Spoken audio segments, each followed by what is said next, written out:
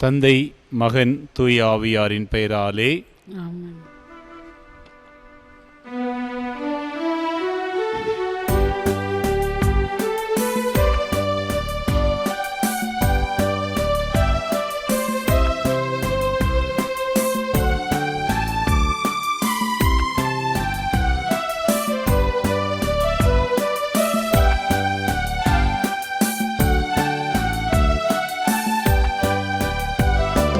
தாயேனின் பாதமே நாடினோம், தஞ்சமென கூடினோம். நீகரியன வாயார வாழ்த்தினோம், நெஞ்சில் ஊரை அன்னையே.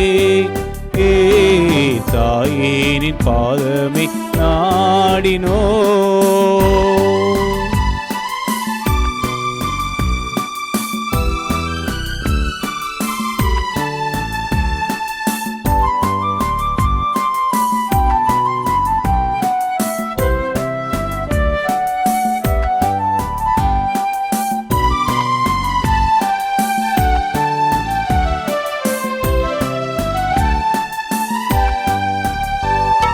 பிணியால் வருந்தும் துயர் நீங்கவே, தினம் கோடி பேர்கள் உனை நாடுவார். பிணியால் வருந்தும் துயர் நீங்கவே, தினம் கோடி பேர்கள் உனை நாடுவார். மகனோடு நீ வந்து கனிவோடு துணை செய்வாய், கருணாகரி நீயே மடுவன்னையே. தாயேனின் பாதமே நாடினோம், தஞ்சமென கூடினோம்.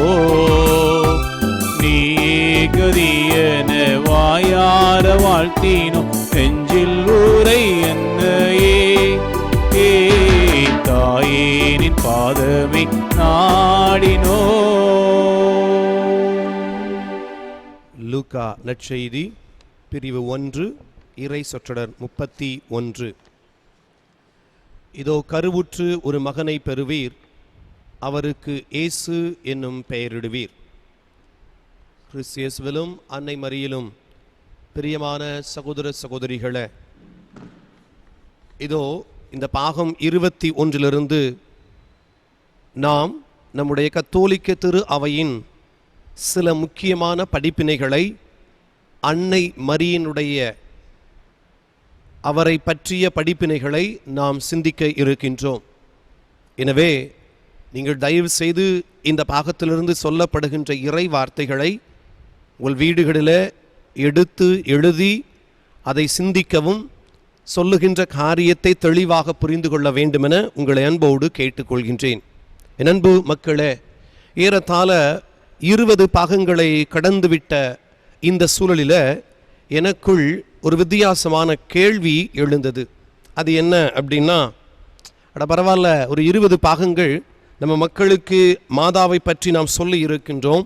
நம்முடைய கத்தோலிக்க திரு அவையின் மக்கள் நிச்சயமாக ஒரு தெளிவை பெற்றிருப்பார்கள்.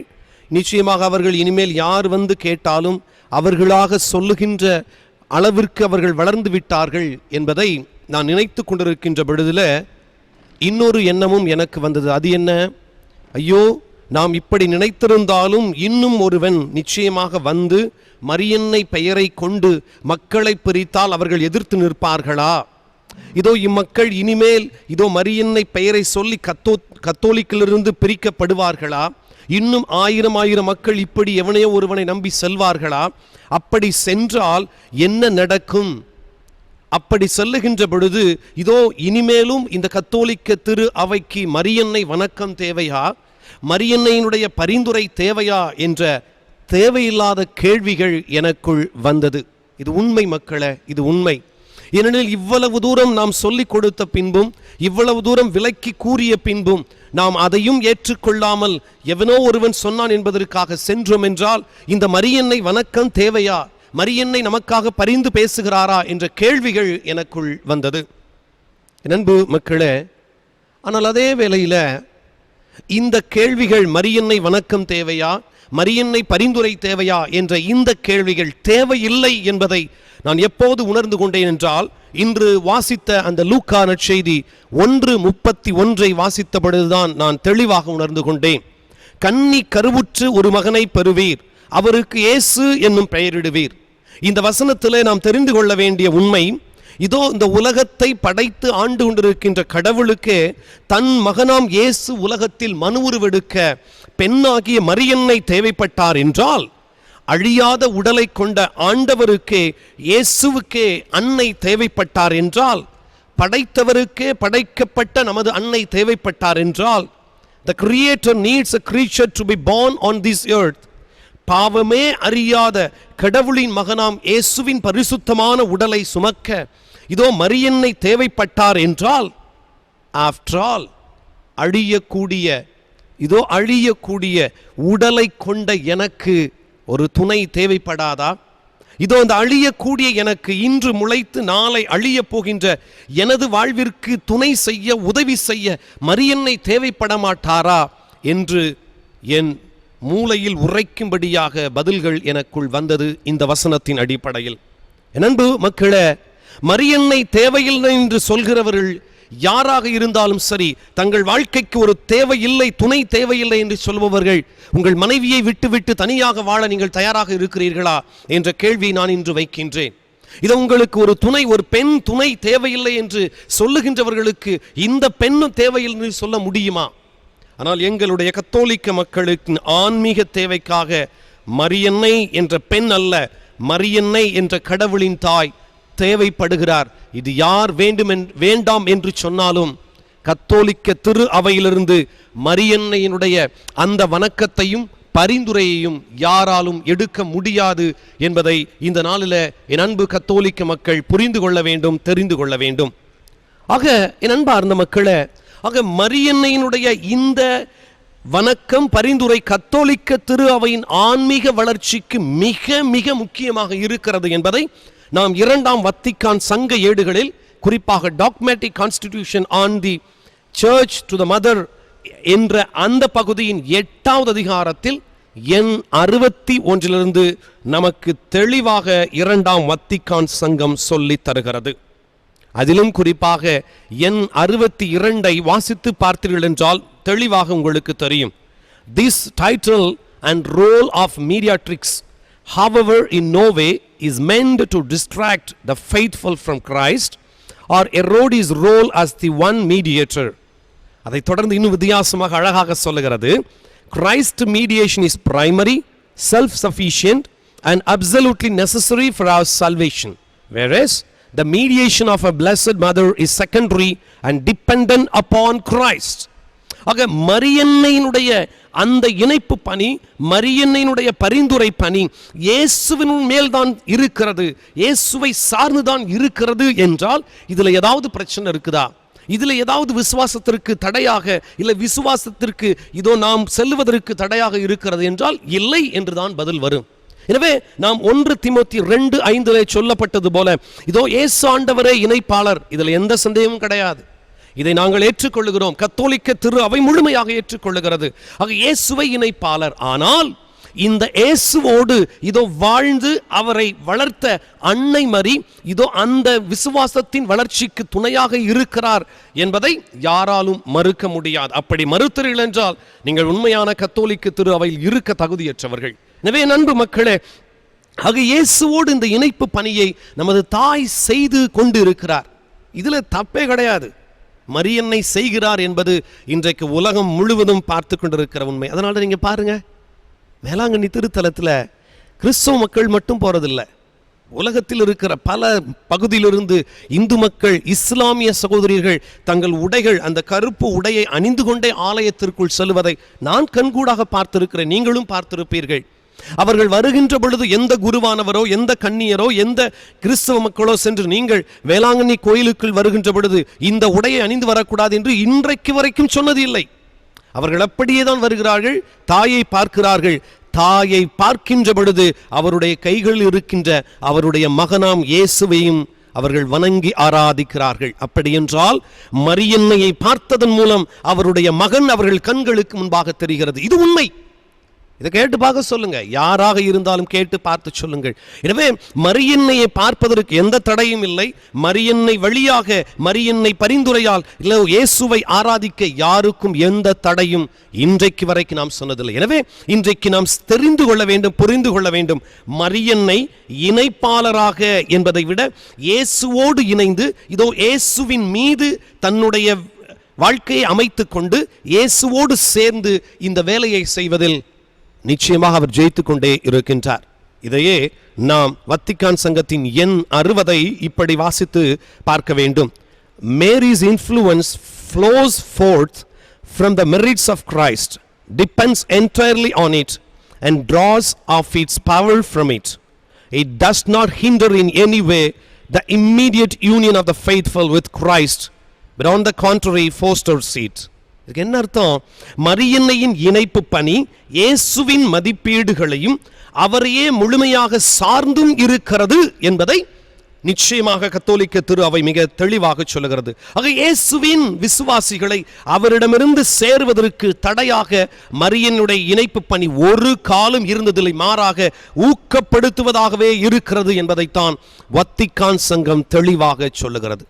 இதெல்லாம் விட்டுட்டு இதெல்லாம் புரிஞ்சுக்காம இங்கிலீஷும் தெரிய மாட்டுக்கு, தமிழும் தெரிய மாட்டுக்கு, கிரேக்கமும் தெரிய மாட்டுக்கு, எபிரேயும் தெரிய மாட்டுக்கு, எதையாவது ஒரு பக்கத்துலேருந்து எடுத்துகிட்டு வந்து வாசித்து இருக்கிற ஏதாவது ஒரு 100 பேரை சேர்த்து வச்சுக்கிட்டு நான் தான் பெரிய ஆள் அப்படின்னு கோட்டு சூட்டையும் போட்டுக்கிட்டு இந்த பக்கம் 4 ஏசி அந்த பக்கம் 4 ஏசி பக்கத்தில் பொண்டாட்டி புள்ளைட்டிலாம் உட்கார வச்சுக்கிட்டு இவர் உடனே போதகராகி பிரசங்கம் வைப்பார். அப்படி தான் ஒருத்தர் ஆபிரகாம் டேவிட் ஜான் சும்மா ஓப்பனா கத்தோலிக்க திரு அவை இப்படி சொல்லுகிறது அப்படி சொல்லுகிறது.